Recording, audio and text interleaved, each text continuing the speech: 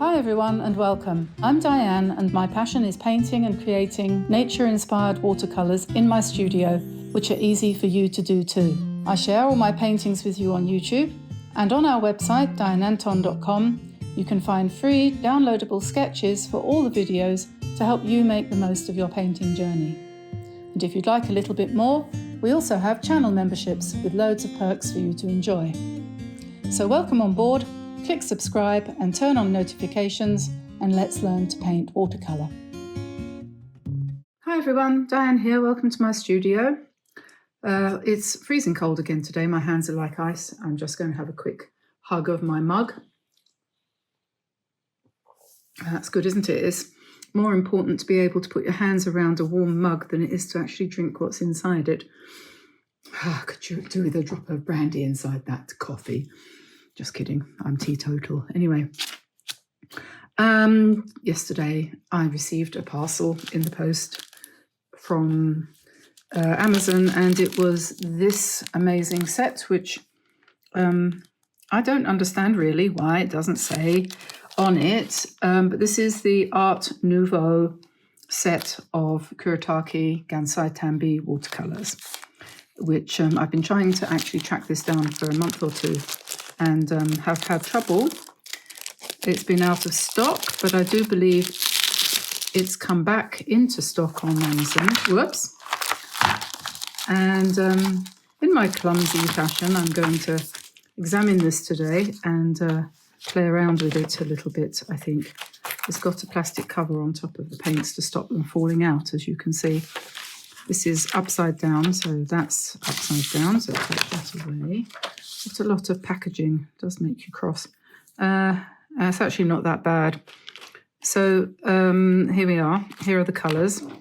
And I'll tell you the reason what attracted me, the reason why I was attracted, or the reason that attracted me to this set, the thing that attracted me to this set, was the colours. Now, that's not terribly interesting as it stands, but when I saw them, I thought, do you know what? This is really cool because you've got rows of 4, which are more or less analogous colours, or if nothing else, you can say they go together. So you've got your colour schemes ready-made for you for the first 1, 2, 3, 4, 5, 6 paintings that you do. Isn't that good? I think that's a real time saver. Unlike the big Kuretake set, this one here, which has got 48 colours in it, and a couple of people have been doing tests for us. They thought of it and went ahead and did it, testing some of the colours in the rainbow, different brands of paint, and Kuretake come out much more vibrant than even Paul Rubens, well, more vibrant than Paul Rubens, more vibrant than PBO, of course, and it really shows the difference between good colour and bad colour. But the Kuretake aren't even expensive. They're not as expensive as Winsor & Newton by a long way, and yet they're brighter and easier to paint with for whatever reason, but they are. Take my word for it, I've been painting for 60 years, more than 60 years, and I have never painted with paints as obliging and profoundly life-shatteringly changing as the Kuretake Gansai. I'm not saying that there aren't other paints out there from Japan or from China even that are just as good. In fact, I do think that Paul Rubens aren't bad. But this is what I happen to have, and I'm quite keen on them. So a lot of people have bought them and who follow our channel, and they're very happy. So that speaks volumes. Anyway, so I'm going to try them out.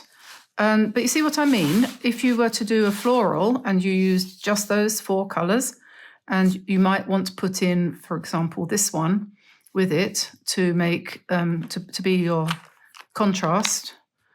But then you could use this one in this set too. That would make a lovely painting. So would that. You wouldn't want to use that one with this set, but you would use that one as your dark, right? And then you've got greens here. You could take those 4 colours, and you could take those 4 colours like that, And then you've got these sludgy colours here, which would make a lovely dark sludgy background. It's actually, the colours are, I think, very inspirational, I think. And I will now proceed to try them out on a piece of paper. Let me find my sketchbook. Where's it gone? This is Canson. I know there's a bit of a problem finding this in America. They don't have it on Amazon.com, but you can get it from Amazon.co.uk, and they will ship to America. Makes a change for it to be that way around, doesn't it? It's usually the other way around. This is the Canson XL book, but you have to be really careful. I've just bought a new one, which has got the label on the front, so you can see what it's actually. Oops, sorry about that. That's my chair. This is 300 gram. This size is A5. That's a small one. This is 5.8 by 8.3 inches. It's got 68 pages. Well, it hasn't really. It's got 68 sides. It's got a medium grain. It's multimedia. It's highly sized, which means that it keeps the paint on the surface. It doesn't let the paint soak in, which is very good if you're doing if you're going to digitize your art. It reflects much better, and the camera can pick it up better. We are finding this works really well for what we do, and I'm sure it would work really well for everyone. So I'm not sure if I'm going to actually force you to watch me doing this, but I'm going to just try some of these colours out. I haven't wetted them in advance. So this is just literally off the paintbrush, so to speak.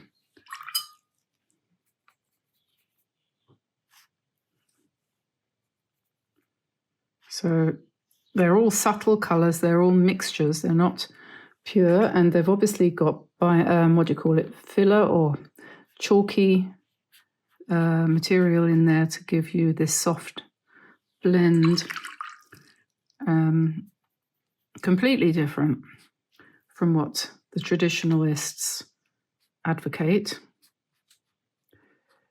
But the good thing about having pre-mixed colours, which I've never painted with pre-mixed colours before, I used to advocate people having a limited palette of probably 12 or 16 colours, and you would mix your own colours from those, and you can, and but life's too short to stuff a mushroom, as Shirley Conran once said famously in her book Superwoman, which influenced me quite a bit when I was a young married woman. What am I talking about? Yes, life is too short to stuff mushrooms, probably, although occasionally a stuffed mushroom is nice if you get those big portobello ones. And you can do quite a nice vegetarian main with a stuffed mushroom. Anyway, so we're getting into some interesting colours here. They're great. They're pre-mixed. You've got with this combined with your 48 set, there's nothing to hold you back.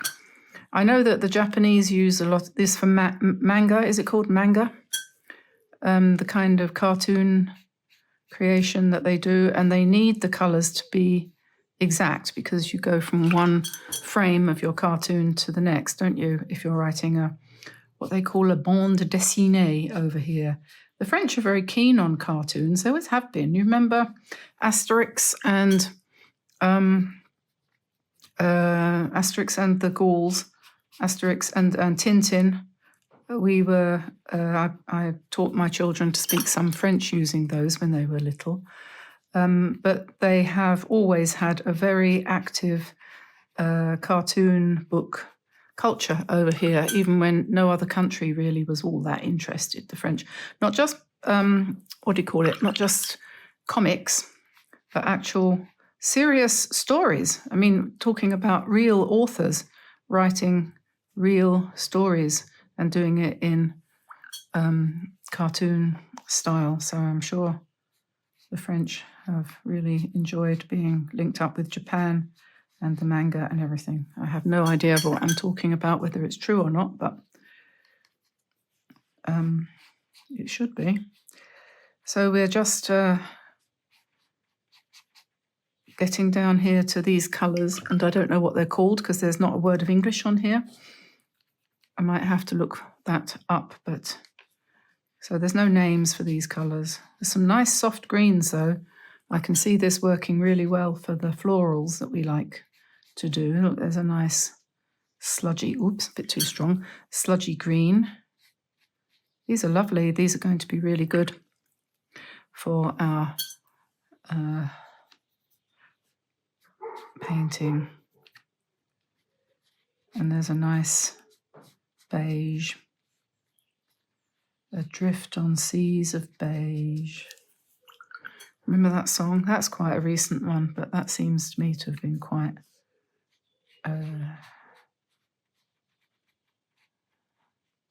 meaningful. David Gray, wasn't it? And what's her name? The one that was in Eurythmics. I know it if I see it. I can't remember her name off the top of my head, but she's a beautiful woman with a fantastic voice. What's her name? Come on, everybody. Very impressive song. What's it called?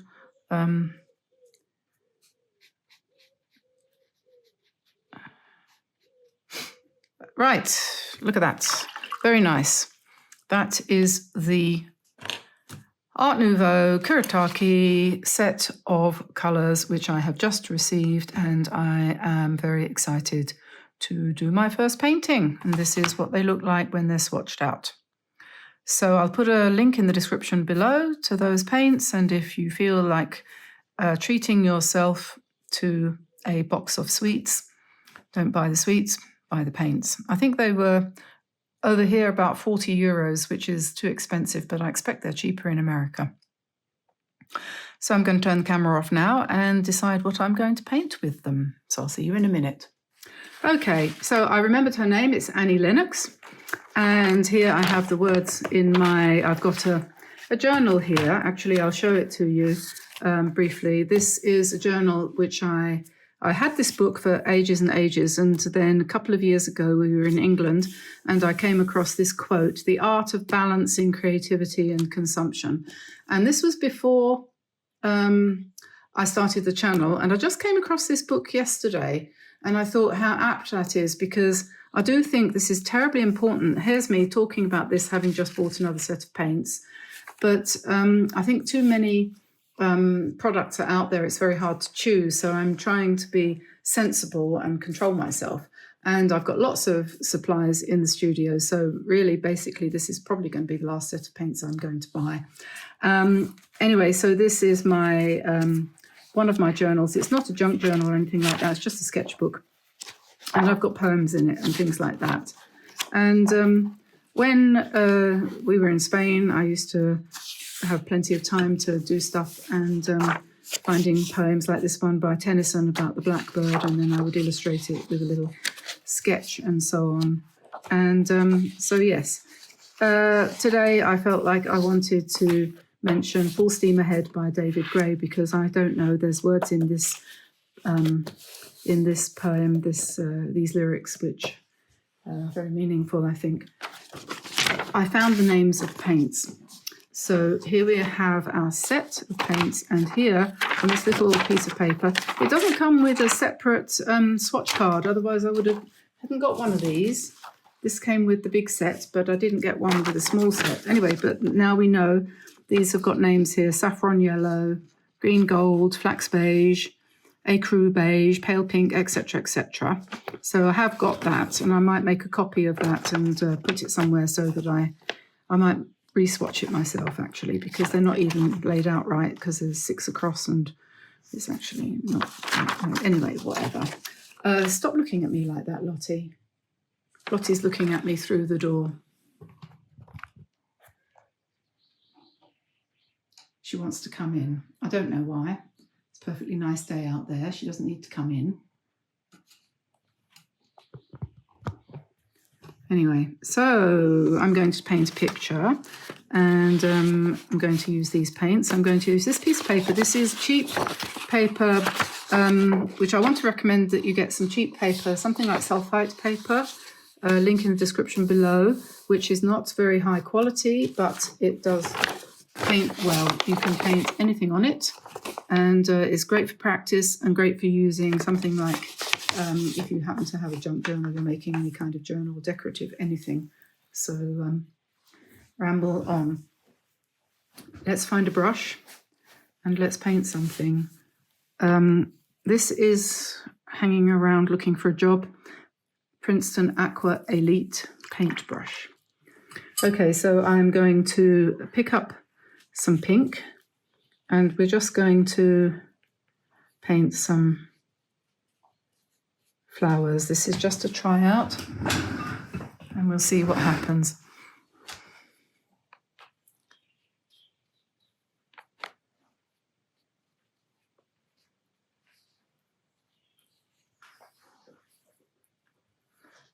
Three different shades of pink for our first roses. And let's try this one, shall we? Yes, that's nice too. Use plenty of water. Let the whole thing just run like that. And then maybe we'll switch to green.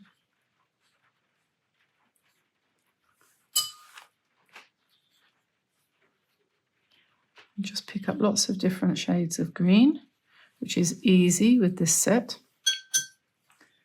There's a nice contrasting green there.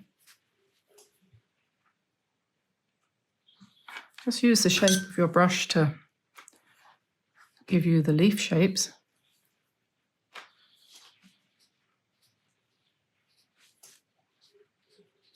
Just dabbing them down like that.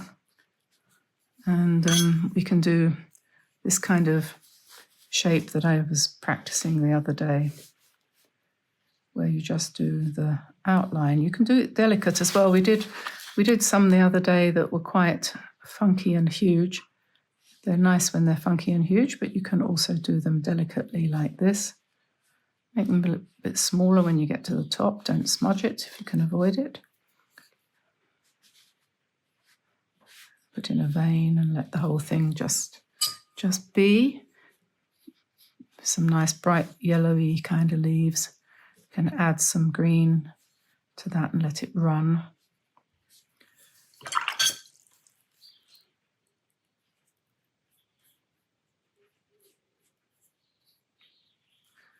The nice thing about this is this paper being so smooth, you don't get that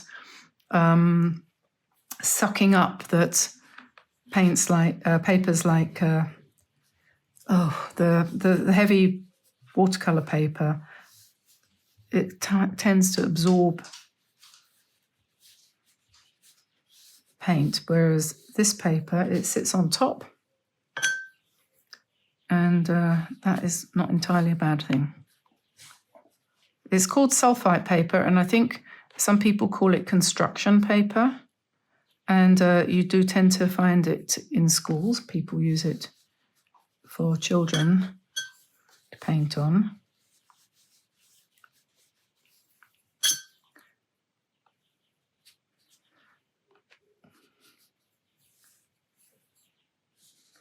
It's very cheap. It's about $17 or something for a pack of 500, a ream, a whole ream.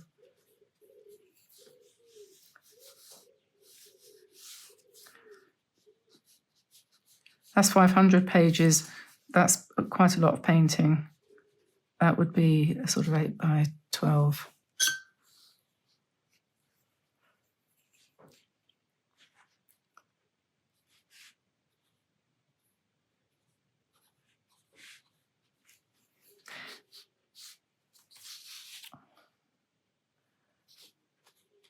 And just put some slightly darker ones and let the whole thing run.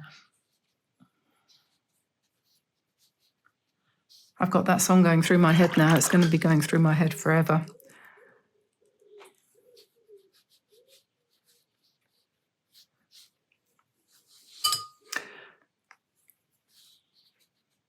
So if you have problems painting roses, I suggest get yourself lots of paper and practice. I've been practicing this since I was about 5. And you can never paint too many flowers. But the thing is, don't try to be precise. There are people out there who paint beautiful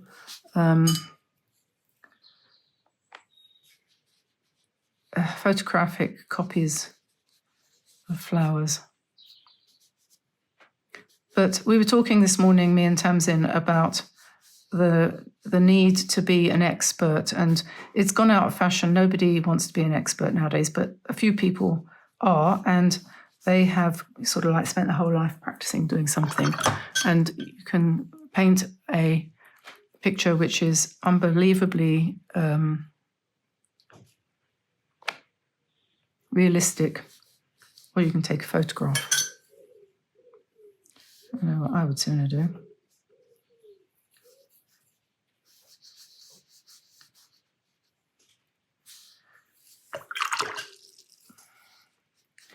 It's quite fun to just drop water into a blob of paint. If you make it too dark, don't worry, just drop more paint into it, more water rather, and it'll settle down. And let's put some more of these empty leaves down here. This is just a practice, so have a go with any of your paints. Use them very loosely with lots of water, and don't agonize over it because it's just a piece of paper. Just a piece of paper. Right, I want to do another one of those down here.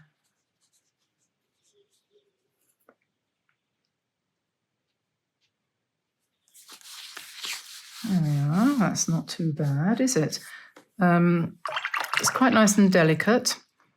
When you get to this point, you could say, oh, I think I should put in some darker red, like with this one. This has got these stronger accents in it, but you know, that's similar. It's a different look. But when that's dry, if you wanted to put that in a book, it would look quite nice. You can also obviously just put it in half of the page so that you leave yourself space to write, you know. But anyway, so there we are. There is our set of Kuretake Art Nouveau colours, long awaited in my studio. And I think I'm going to have a lot of fun with these, and it's going to be quite rewarding to be able to paint something which is optically coherent. In other words, the colours all go together and it just works. I think whoever invented these colours had their head screwed on right.